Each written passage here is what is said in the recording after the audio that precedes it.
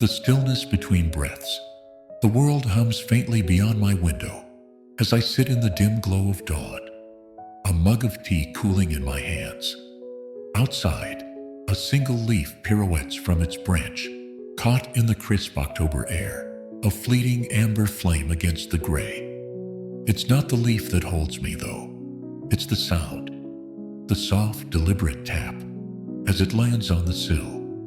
A whisper breaking the silence like a monk striking a temple gong in some far-off valley.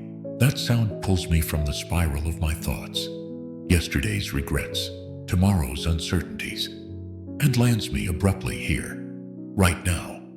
I'm 67, and I've spent too many mornings lost in the noise of my mind, a quiet storm brewing beneath the surface of a life well lived, yet often unexamined. But today, something shifts. Today I step into the tranquil yet mighty embrace of the Dharma, the ancient wisdom of the Buddha, seeking a path through the chaos I've carried too long. I think of my mother's hands, how they trembled slightly as she stirred soup in her final years, time etching lines into her skin like a river carves a canyon. I'd watch her, wondering how she held such stillness amid the weight of decades, raising 3 kids, burying a husband, weathering storms I'll never fully know. She'd catch my gaze and smile, a quiet knowing in her eyes, as if to say this moment is enough.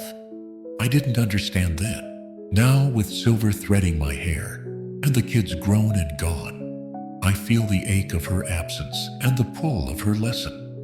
The Buddha's voice echoes through the centuries to meet me here. Do not dwell in the past. Do not dream of the future. Concentrate the mind on the present moment. It's a gentle command, a lifeline tossed to a seeker like me, adrift in the whirlwinds of memory and worry. For older souls like us, scattered across the towns and cities of America, this teaching isn't just philosophy. It's a beacon, promising peace in a season of life where time feels both fleeting and heavy. Overthinking has been my silent companion for decades. It's the late-night replay of a sharp word I spoke to my son 20 years ago. The gnawing fear of what the next doctor's visit might reveal. The endless dissection of a quiet evening oldie. Wondering if I've lived enough, loved enough, mattered enough. I know I'm not alone in this. We older adults, with our wealth of years, often carry a wealth of shadows too. Regrets that linger like dust on a shelf. Anxieties that creep in as the world slows down. The Buddha saw this trap, this cycle of expectation that binds us to what was or what might be. He invites us to cut the tether, to stand firm in the only moment we truly own. This one. Right now, as the steam rises from my tea, as the leaf rests still on the sill, life unfolds. Not in the past I can't rewrite, nor the future I can't predict, but here, where I can breathe, feel, choose. There's a story I've come to love, one that dances through the mists of Buddhist lore, like a lantern in the dark. A monk walks beside a river with his young disciple, the water rushing wild and loud. The monk crosses with steady steps, his robes brushing the current, while the boy freezes on the bank, eyes wide with dread. What if I slip? What if I'm swept away? He stammers, his mind a tangle of imagined disasters. The monk turns, his face calm as stone, and says, "Don't worry, my friend. The river always flows, but the only way to cross is by being fully present and trusting the moment." The boy takes a breath, steps in, and finds his footing. One step, then another. I see myself in that disciple, hesitating at the edge of my own rivers. The fear of aging, the weight of loss, the uncertainty of what's left. And I hear the monk's call to trust the flow, to let go of the grip of what's behind or ahead, to walk forward with faith in the now. For us, in the autumn of our years, this teaching is a quiet revolution. We've crossed so many rivers already, raising families, building careers, surviving heartbreaks. And yet how often do we linger on the banks, caught in the undertow of overthinking, the missed chances of youth, the health that's begun to falter, the dreams we tucked away. The Buddha doesn't ask us to erase these thoughts. He asks us to release them, to let them drift like that leaf outside my window. Because here's the truth I'm learning, slowly, deliberately. The present moment is a gift we've earned. It's the stillness between breaths, the warmth of a familiar chair, the laughter of a grandchild over the phone. It's where life pulses even now, even at 67 or 75 or beyond. Our minds may wander, but we can call them home. To this sip of tea, this heartbeat, this fleeting, precious now. This is where peace begins, isn't it? Not in solving every mystery of the past or securing every corner of the future, but in sinking into the moment we're given. I imagine us all, retirees in small-town diners, widows tending gardens, veterans swapping stories on porches, pausing to feel the weight lift when we stop fighting time. The Dharma whispers that we don't need to chase what's gone or dread what's coming. We can sit like I do now and watch the leaf settle, knowing it won't stay forever, but neither will the storm in our heads. Overthinking fades when we trust the flow of this moment, when we let ourselves just be. And as I set my mug down, feeling the cool air kiss my skin, I realize this is enough. This is where I start. This is where we all can. The boulder that won't budge. The leaf outside my window has drifted off now, carried by a breeze I didn't notice until it was gone. I sit here, 67 years young, tracing the lines of my life like a map.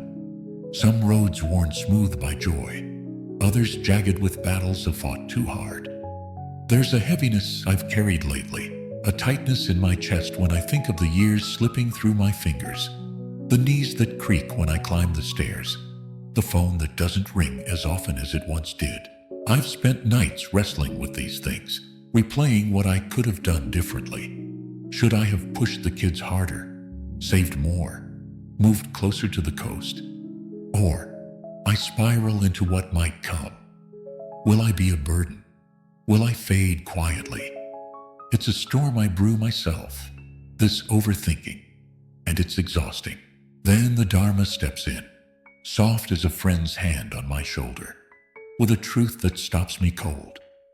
Suffering is not caused by external events, but by our attachment to them, the Buddha says. And suddenly, I see it. I'm not just living my life, I'm fighting it. We older folks know this fight too well, don't we? Across the suburbs of Ohio, or the high rises of New York, we've all pushed against things we can't change. The clock that won't pause, the body that won't heal as fast, the loved ones we can't bring back. I think of my old friend Jim, who spent his last decade raging at the cancer that took his wife. As if anger could rewrite the story, I'd sit with him on his porch, listening to the crickets and his young fury, wishing I could ease that grip he held so tight. The Buddha saw this in us, this need to control the uncontrollable, and he offered a way out.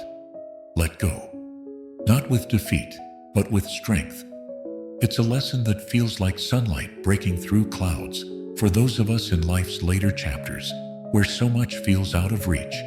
Youth, certainty, the world we once knew. But what if the peace we crave isn't in winning the fight, but in laying down the gloves? There's a tale from the monks that's been rattling around in my head, one that feels like it was written for me, for us. A man stands at the base of a hill, sweat beading on his brow, shoving a boulder that won't move. He heaves and grunts, cursing the stone, his muscles screaming as he tries to force it upward. Hours pass, maybe fusis, and he collapses, spent, shouting at the skiway, "Why won't it budge?" A monk passing by pauses, his staff tapping the earth, and asks, "Why are you pushing something that won't move? Let go, and the path will become clear."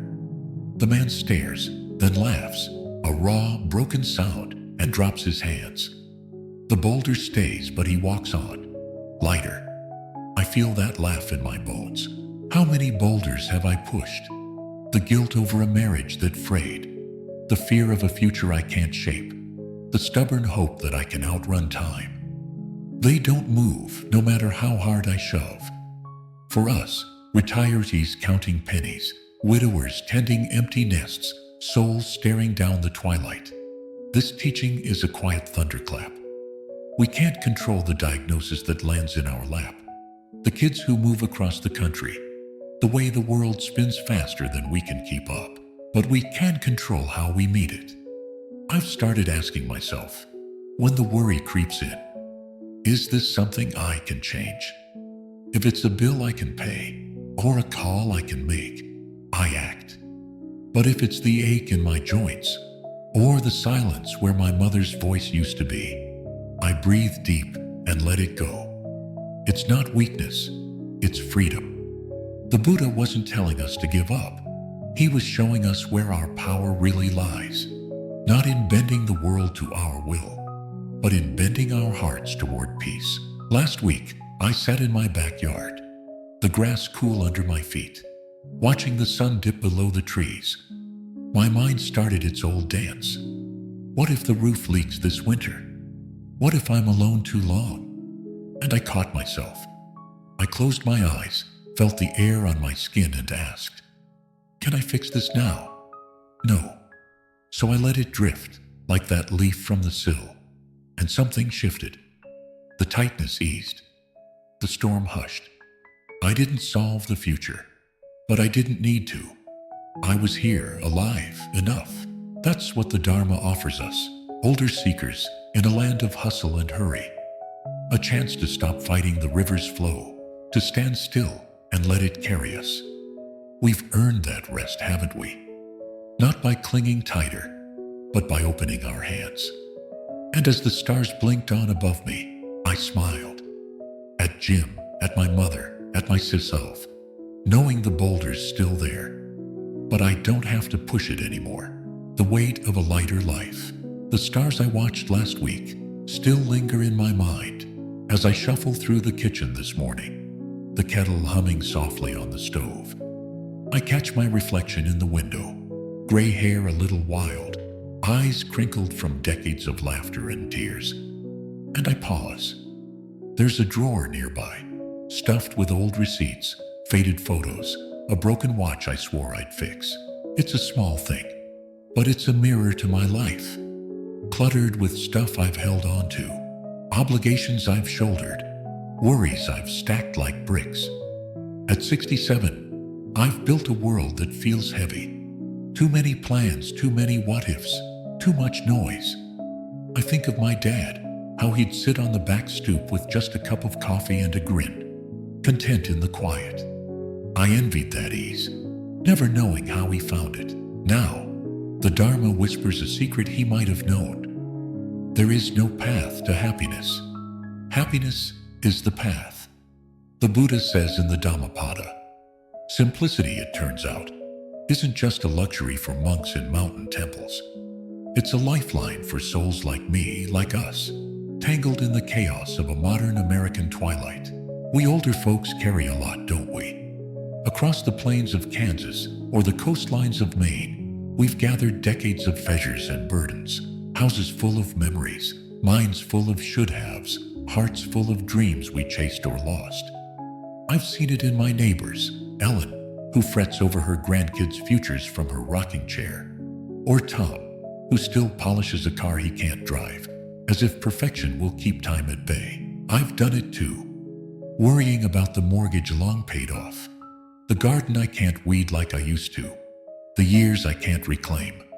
Life feels complicated because we've made it so, piling expectations on ourselves like winter coats in July. But the Buddha saw through this clutter, urging us to shed what doesn't serve, to strip life down to its bones and find the beauty there. For us, in these silver years, simplicity isn't about giving up. It's about coming home. There's a Zen word I've stumbled across, shibumi, that feels like a sigh of relief. It's the elegance of the simple, the grace of enough. The monks live it with their bare rooms and mingle robes, but it's not so far from us. I imagine my dad knew a version of it, sitting there with his coffee, unworthy by the world's rohi. The Buddha taught that happiness isn't in the next big thing, the promotion we chased at 40, the retirement fund we guarded at 50, the legacy we fret over now. It's in the small, the still, the now, this kettle's whistle, this breath, this moment uncluttered by what I think I need. I've spent too long chasing more security, more time, more meaning, only to find my shoulders aching from the load. What if I set it down? What if we all did? Us retirees sorting through attics, widows sifting through old letters, seekers staring at a life that's fuller than we know. Last month I tried it. Simplicity, I mean. I cleared that drawer, tossing receipts I'll never need, keeping just one photo of my dad on that stoop. I sat with it. No radio, no phone, just the sound of leaves skittering across the porch. My mind fought at first. What about the bills, the kids, the roof? But I let the thoughts drift, like I'd learned with the boulder. And something bloomed, a quiet so deep it felt alive. I didn't need the clutter, not the stuff, not the worries.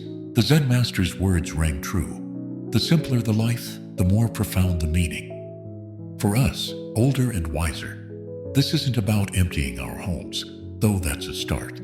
It's about emptying our heads. We don't need to overthink the past we can't redo, or the future we can't hold. We can pare it back to this: the warmth of a friend's voice, the sun through the blinds, the heartbeat we still feel. This is where happiness hides, I think, in the lightness of less. At 67, I'm not chasing the grand plans anymore. No cross-country RV trips or bestseller dreams. But I'm finding joy in the ordinary, the uncluttered. I watch Ellen now, rocking with a smile instead of a frown, and Tom, who sold that car and bought a bike he can ride. We're learning slowly that peace doesn't come from adding. It comes from letting go. The Dharma hands us this gift, a life that's meaningful, not because it's loud or full, but because it's simple enough to hear our own hearts. I sip my tea now, the kitchen's still, and feel it. Dad's grin in my chest, the weight lifting. We've lived long enough to earn this, haven't we? A simpler path, a truer one, where every step feels like home. The clouds above, the sky within, the tea's gone cold now, sitting forgotten on the counter as I step onto the porch, the late morning sky stretching wide above me. A hawk circles lazily, a dark speck against a canvas of clouds, some heavy and gray, others wispy, dissolving as I watch. I lean against the railing, 67 years pressing into my bones, and feel a familiar tug. Thoughts swirling like those clouds, thick with old hurts and quiet doubts. There's the argument with my daughter last Christmas, sharp words I can't unsay. The ache of missing my wife's laugh, gone 5 years now. The whisper that I'm running out of time to matter.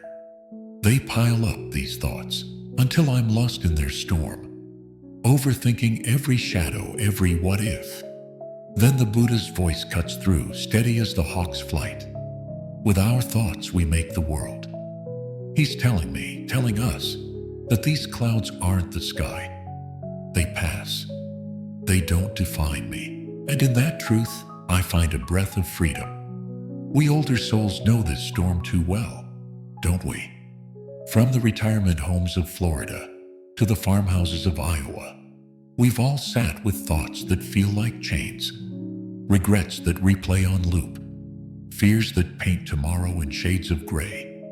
I think of my sister Mary, who at 72 still carries the sting of a career she didn't finish, as if that choice sums her up. I've done it too, letting a missed chance at 40 or a shaky step at 60 define who I am. But the Dharma offers a different lens. Our thoughts are just visitors, fleeting as those clouds drifting overhead. The Buddha saw us clinging to them, building whole worlds of suffering out of vapor. And he urged us to let go, not to fight them, not to bury them, but to watch them float by. For us, in these later years, this isn't just wisdom.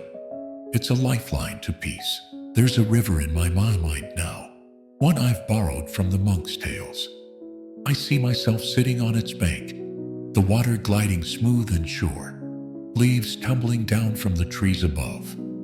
They drift past, some bright with memory, some dark with worry, and my first instinct is to reach out, to grab each one and hold it tight. That's the day I failed her. That's the fear I'll fade. But the river doesn't stop, and neither do the leaves. I don't have to catch them. I can sit, hands open, and let them flow, knowing more will come, knowing they'll pass. The Buddha's insight hums beneath this scene. We're not the leaves, not the thoughts that swirl and snag.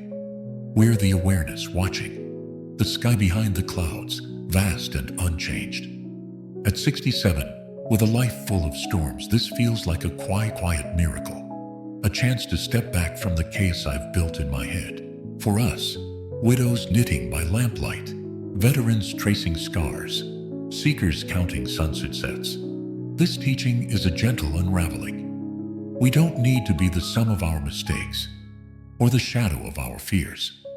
I've spent nights drowning in that Christmas fight, replaying my daughter's hurt face or staring at the ceiling, convinced my best days are dust. But what if they are just clouds? What if I let them drift? Acknowledge them, yes, but not cling. Last night, I tried it. The thought came, she'll never forgive me, and I pictured it as a leaf on that river, floating past. My chest loosened. The storm didn't vanish, but it softened. The Buddha wasn't asking me to erase my mind. He was showing me, I'm bigger than it, bigger than the guilt, the grief, the doubt. This is the gift we've earned, isn't it? After decades of carrying our stories, we can set down the ones that weigh us down. I see Mary in my mind, her shoulders hunched under that old regret. And I want to tell her, you're not that choice.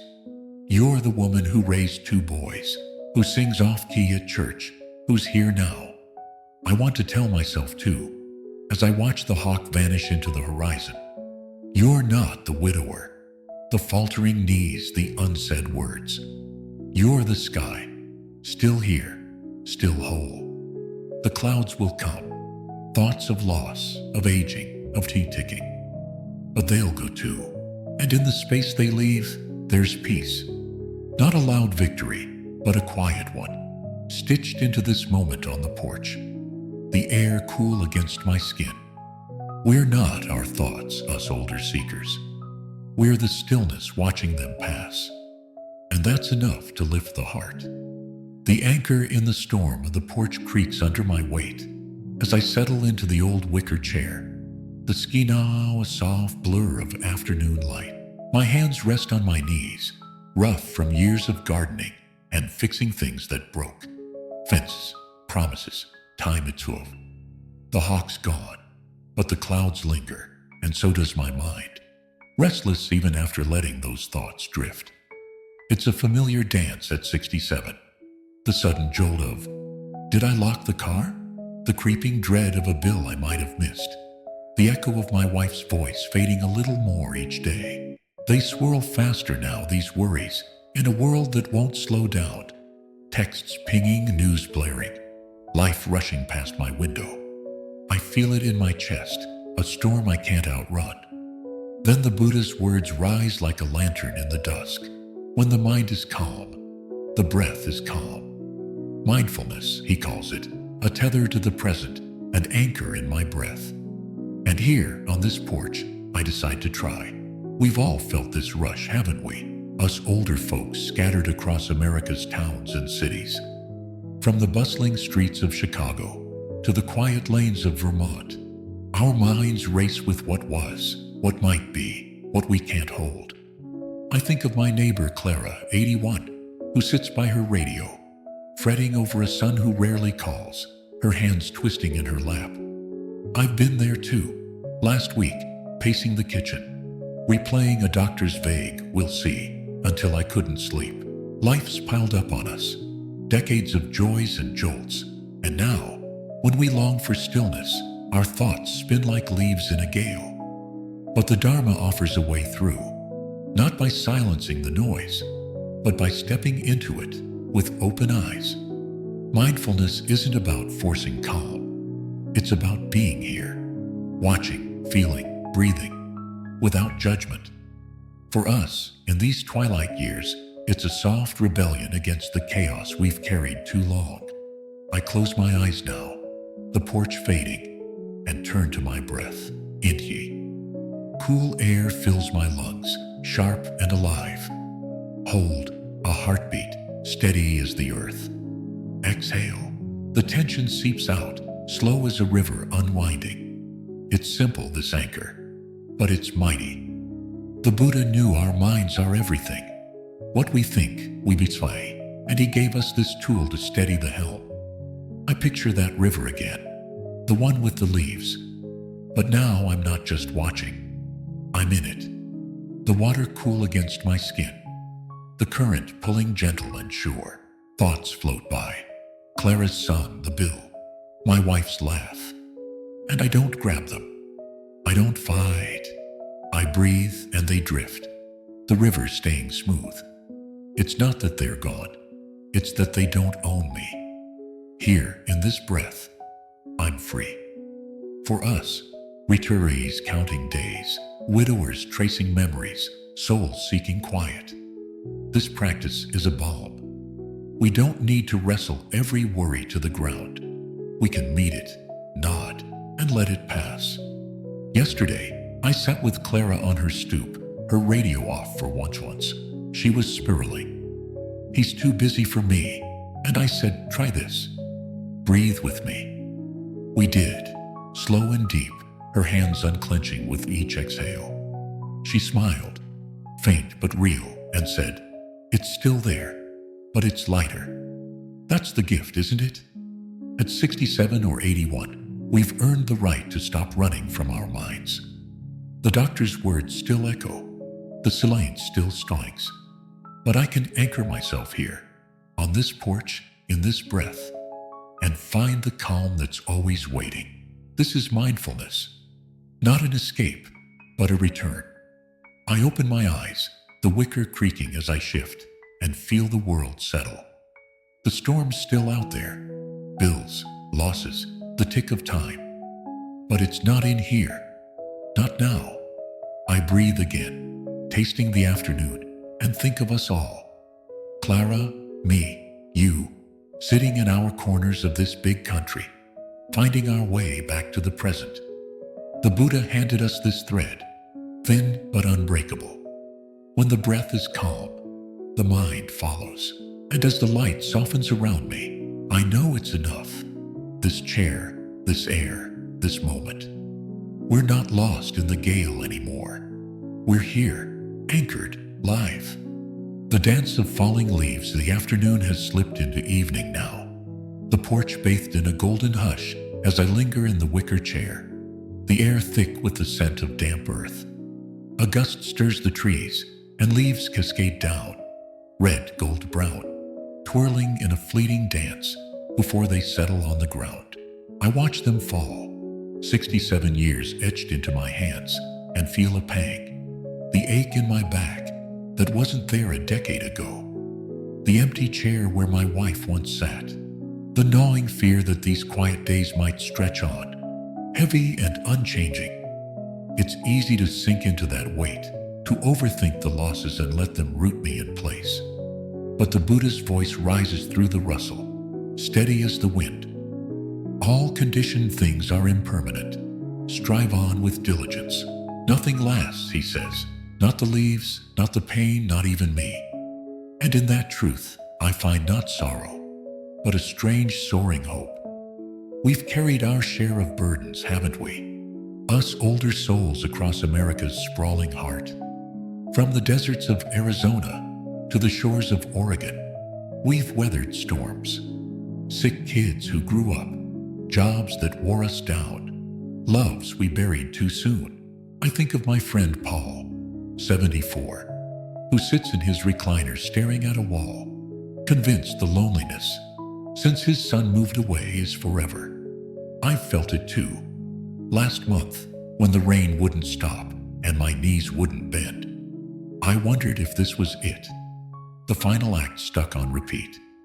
But the Dharma turns the lens. Impermanence isn't a curse, it's a promise. These struggles, the creaks, the silences, the fears, they're leaves in the wind, not the tree itself. They'll pass. And for us, in these later years, that's a light breaking through the gray, a chance to trust that even the hardest days won't hold.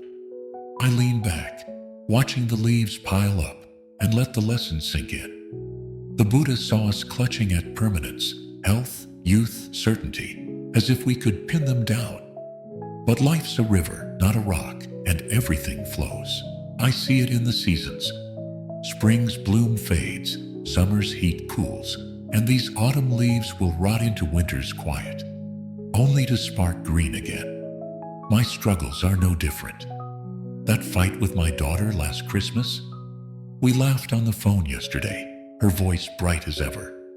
The backache? It eased this morning, enough to walk the yard. Even the grief for my wife, sharp as it cuts, softens some days into a warm memory of her humming in the kitchen. Nothing's fixed. Not the hurt, not the joy. And knowing that, I can let go of the fear that I'm trapped in this moment's shadow. For us, widows tending graves, retirees counting pills, seekers watching the horizon, this truth is a quiet triumph. We don't need to dread the years ahead or mourn the ones behind. They're all part of the dance. I think of Paul again, and tomorrow I'll knock on his door, sit with him and say, this loneliness? It's a leaf, not the sky. It'll drift. I've started trusting it myself. Last night, when the old panic crept in, what if I'm alone forever? I pictured it falling, like these leaves, and slept deeper than I have in weeks. The Buddha wasn't promising an end to pain. He was showing us it's not the whole story. At 67 or 74, we've lived long enough to see things shift. Winters turn to springs, tears to smiles, and we can lean into that now, knowing the dark days will lift too. This is impermanence, not a loss, but a rhythm. I stand, the chair creaking, and step into the yard, leaves crunching underfoot. The wind picks up, scattering more, and I smile. At Paul, at my wife's ghost, at the me who's still here, breathing. The struggles will pass, just as the joys do, and that's okay. It's the dance I've joined, us older seekers across this big, messy country, letting the leaves fall, trusting the wind, finding peace in the flux. The Buddha handed us this courage. Nothing lasts, and that's our freedom. As the last light fades, I feel it. Light as the leaves, steady as the earth. We're not stuck. We're moving, always, toward the next dawn. The path that's always been. The leaves have settled now. A rust-colored carpet stretching across the yard as night drapes its velvet over the porch. I stand at the edge, 67 years humming in my veins, a lantern flickering in my hand. Its glow catches the last glint of dusk, a soft circle of light against the dark. And I feel the stillness settle too. Not just in the air, but in me the storm's quieted. That whirlwind of overthinking that once roared through my days. Regrets about my daughter, fears for my knees, the ache of my wife's empty chair. It's not gone, not entirely, but it's softer, distant, like a wind I can hear, but no longer feel. The Dharma's led me here, step by step, through the Buddha's ancient whispers. Live now, let go, simplify, watch thoughts pass, breathe deep, trust the flux. And as I lift the lantern, casting shadows that dance with the leaves, I see it. This path isn't new. It's been waiting all along. For me, for us, in the heart of every moment. We've walked a long road, haven't we? Us older souls dotting America's towns and plains. From the brick stoops of Philly to the wide porches of Texas, we've carried our years, some bright with triumph, others heavy with loss. I think of us all. Clara, breathing easier on her stoop. Paul maybe cracking a smile tomorrow. Mary loosening her grip on yesterday. We've faced the shadows, aging bodies, silent houses, the tick of time, and wondered if peace was still ours to claim. But the Buddha saw us coming, centuries ago, and laid these stones, 6 truths to lighten our load. At 67 or 81, we don't need to fight the river anymore, or pile our lives with clutter, or drown in every thought. We can stand here, lanterns in hand, and choose the quiet, because we've earned it. Through every wrinkle, every tear, every dawn we've greeted, I lower the lantern, its warmth brushing my fingers, and take a breath. Slow, deliberate, alive. The present moment holds me, this yard, this night, and I don't need to chase what's gone or dread what's coming. I've let the boulders roll, cleared the drawers, watched the clouds drift, anchored my storm, trusted the leaves to fall. It's not that life's easy now. The back still creaks, the phone still waits. But it's lighter, truth truer. I think of my mother's hands, stirring soup with that calm I couldn't grasp, and my dad's grin on the stoop, simple as sunrise. They knew this in their way, and now I do too. Happiness isn't out there, in some grand fix or far-off day.